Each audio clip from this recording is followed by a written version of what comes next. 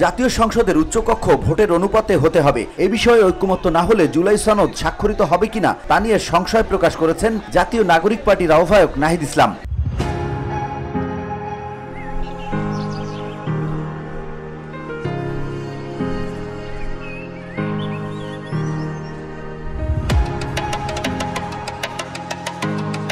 সোমবার জামালপুরে একথা বলেন তিনি। দেশব্যাপী দলটির চলমান কর্মসূচির অংশ হিসেবে সেখানে গিয়েছেন এনসিপির নেতাকর্মীরা। নাহিদ ইসলাম বলেন, উচ্চকক্ষটা ভোটের অনুপাতে হতে হবে, পিআর অনুসারে হতে হবে, এটা আসন অনুসারে হওয়া যাবে না। উচ্চকক্ষ আমাদের ক্ষমতার ভারসাম্য এবং জবাবদিহিতার জন্য অত্যন্ত গুরুত্বপূর্ণ। সে বিষয়ে এখনো ঐকমত্য আসেনি।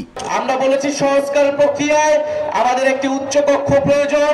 আমাদের জাতীয় সংসদটাকে দুই ভাগে ভাগ করতে হবে, ভোটের অনুপাতে উচ্চকক্ষ নির্ধারণ করতে হবে, যাতে করে একটি জবাবদিহিমূলক ক্ষমতার ভারসাম্য আমরা নিশ্চিত করতে পারি।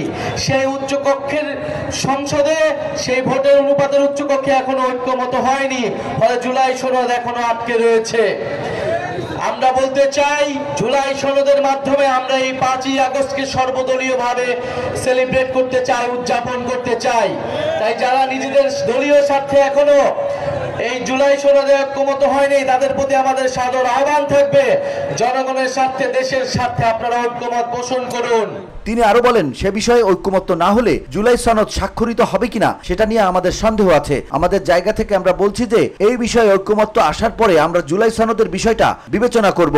এছাড়া সেখানে 24 জুলাইয়ে গণঅভ্যুত্থানে নিহতদের পরিবারের সঙ্গেও দেখা করেন তিনি। এবং দক্ষিণাঞ্চলের ভিওডি বাংলা নিউজ ডেস্ক। যারা ভাস্তাত আব্দুল্লাহ